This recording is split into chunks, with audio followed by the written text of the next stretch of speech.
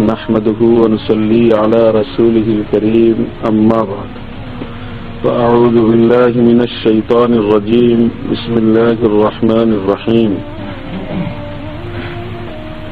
فمن كان يرجو لقاء ربه فليعمل عملا صالحا ولا يشرك بعبادة ربه أحدا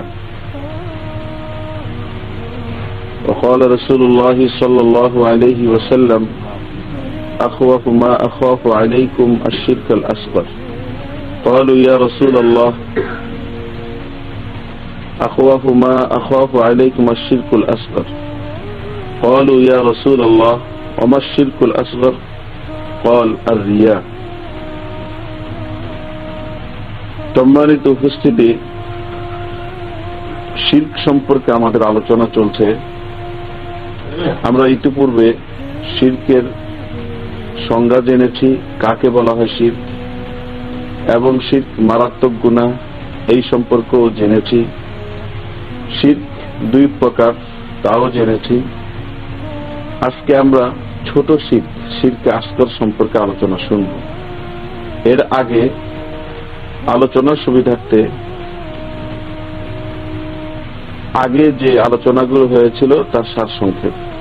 শিরক বলা হয় আশ-শিরক হুয়া জা'লু শারীকিন লিল্লাহি তাআলা ফি রুবুবিয়্যতিহি ওয়া ইলাহিয়্যতিহি।